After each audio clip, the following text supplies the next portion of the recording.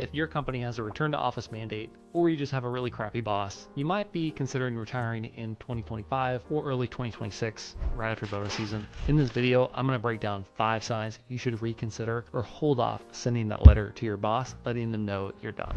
When I see my clients make this decision, it's either one that drives a lot of satisfaction and they can really get the most out of those first few years so that they're retired, or just the opposite can happen. Stick around until the end and I'll show you how to save $22,000 in health insurance premiums if you do decide to retire before 2027. So the first sign that you should hold off retiring is the reason you want to is because you hate your job. Now, this might be the most difficult one to hear, but it is very important because there could be some really good reasons that you don't like your job. Exhausted, you're micromanaged, burned out. So retiring in this way would be considered rage retirement, and we want to avoid this if possible. 3 common things that I see would be it's an emotional decision. You make it after a particularly challenging period at work. The second would be your timeline has significantly changed. Now you're looking at end of month, end of quarter, or end of fiscal year. And finally, if you just have a feeling of, well, I'll be okay, I've got plenty of money, versus you put pen to paper and figured out what your retirement expenses are, then that's another sign that you're probably jumping the gun. In real life, when I've observed people rage retire, it comes down to disrespect. You just feel like a number at work and people aren't caring for you, or you are cheated out of a bonus and weren't given a good reason why it wasn't paid, or your cost of living adjustment did not keep up with inflation. We certainly see this in pop culture too. Sometimes watching the movie Office Space back, it feels more like I'm watching a documentary than a comedy movie. Apart from my anecdotal observations, we also see this supported in surveys as well. The Pew Research Center published that almost 60% of people reported leaving a job due to feeling disrespected at work. So to avoid rage retirement, this quote I found from the CEO of Spotify I think is helpful. He was being interviewed by podcast host David Senra. I do think the universal truth is that happiness trails impact, but impact is highly unique.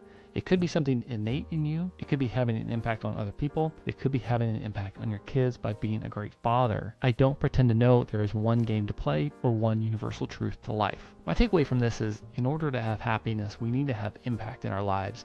And if you find that you're not having that impact at your job anymore, it could be a sign that you need to find a new one.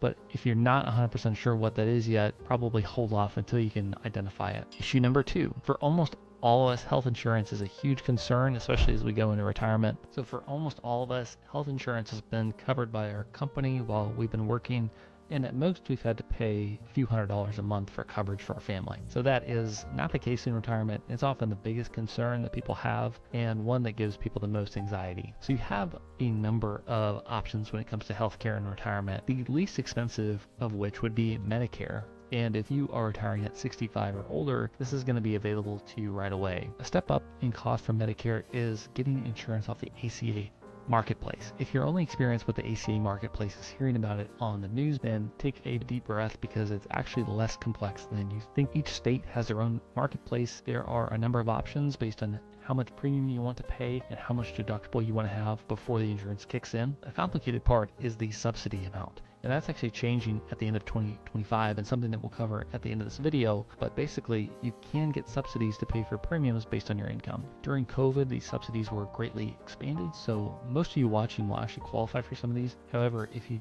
are watching this in 2026 or later, probably less chance. So the most expensive option, of course, is COBRA insurance. And this is going to be just the same health plan that you have at work, but instead of your employer picking up 2/3 of the bill, they are going to slide that check across the table and you're going to pick up the whole thing. It's a great option if you're within 18 months of qualifying for Medicare and you don't want to go through the hassle of going to the marketplace and seeing if you qualify for subsidies. Another great reason to get COBRA insurance is if you have a chronic condition and you use your insurance a lot, maybe you don't want to deal with the stress of having to switch insurance and the questions that come along with that. So from what I see, even people with upwards of $2 million are still pretty stressed out about health coverage, but for good reason. At ages 60 plus, we know our bodies are going to require more healthcare than we are when we were 30. It's just obvious. 51% of all healthcare spending in the US is for those ages 50 plus, but of the population ages 50 plus, it's only about 1/3 of the country. Every year we are going to get scary headlines about how much health insurance is going to cost. The primary source of those headlines is Fidelity.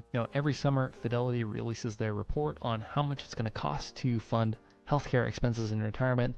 It's always a shockingly large number, but keep in mind Fidelity's incentive. They're an asset management company, so the more assets that are in people's HSAs, the more fees that they tend to earn. But there is some truth in what Fidelity is saying. And one that is particularly concerning is the inflation rate of medical costs versus general inflation. In the last 30 years, general CPI has averaged about 2.5% per year, while healthcare costs are closer to 3.3% per year. It's especially concerning for retirees because a bigger part of the money that you spend is going to be allocated towards healthcare expenses. They're going to be rising faster than all the other things that you're buying. So before you hit send on your resignation letter, do a calculation, see how much insurance is going to cost you, especially before Medicare kicks on. It'll be a huge weight off your back. Number 3, you haven't explored other job opportunities. Hear me out. The main point is don't let one bad job force you to retire early. Try an internal mobility strategy first. The company has invested a lot of time and dollars into you already, so they're going to be incentivized to help you find something that works for both of you. A rotational program, different team, an advisory role, or maybe even a sabbatical. Maybe consider a lateral move as well, perhaps to a competitor firm. If you can utilize your experience and the skills that you built in your career so far and just take that to a new setting, it could be really beneficial for you. Just take NFL superstar Tom Brady. Tom said this to Sports Illustrated: the reality was, after 20 years together, the tension that developed between Coach Belichick and I, it was the kind of tension that could only be resolved by some kind of split or one of us reassessing our priorities. So Tom, of course, went on to win an additional Super Bowl with the Tampa Bay Buccaneers and had a couple more very successful seasons. There were some other things in his life that didn't go as great as a career-wise, but from a career perspective, it was a good move. But look, if you're 55 plus and you exit the workforce, it's going to be really hard to re-enter. So trying to look for a different role first is probably preferred. This study from the Urban Institute showed that only 10% of workers who were 55 plus were able to regain the level of income they had before exiting the workforce if they had been forced out. Fourth sign you're not ready to retire is chasing market returns. I most commonly see this when people have undersaved for their retirement. But it's basically when an investor buys an asset, a sector, or a fund after it's already performed super well. You're hoping to capture some of these gains. It's essentially buying high just because something's hot rather than having a disciplined strategy. The problem comes from by the time that this is noticed and you buy one of these investments, the opportunity is probably past already. It just is that classic mistake of buying high and selling low. We want to try and avoid that in investing if possible. And this phenomenon is pretty well documented and known in the investing community. Morningstar and Dalbar, they collect data on this every year and they publish their findings. Morningstar's is actually available for you to download publicly, but in the most recent Morningstar study that came out in 2025, they did see this phenomenon again, and what they measure is the returns that are generated by the total market versus the returns that individual investors actually capture. So it varies year to year, but usually it's a 2 to 4% gap, and it's largely driven by this behavior of trying to chase what's hot rather than sticking with the disciplined strategy. How can you avoid this? One of the ways I like to think about it is compare investing to fishing. You're not going to catch any fish by swimming around the lake after them. You're going to have to put your line in the water and wait. You got to be patient. Number 5, you and your spouse are not aligned. So why is this going to matter? Well, we all have 168 hours in our week. You spend 40 hours at work, maybe another 5 to 10 on commuting and other work obligations. This is going to equate to an insanely large increase in the amount of time that you can spend with your spouse. So if you guys don't know what you're going to do and you don't have alignment on how you're going to spend your time and your financial resources, it's going to inevitably lead to conflict. You say, so what? We'll figure it out. So for people age 50 and older, divorce rates have actually doubled in the US since 1990. I think something you can do to prepare for this, it's difficult, I'm not a marriage counselor, but I think a really simple thing you can do is think about it in the Venn diagram. You've got 2 Venn diagrams. One's going to be the financial resources that you guys have accumulated. The other one is going to be your time. And you have to think about, okay, what do we both want with both of those different buckets? What's some stuff we could do individually?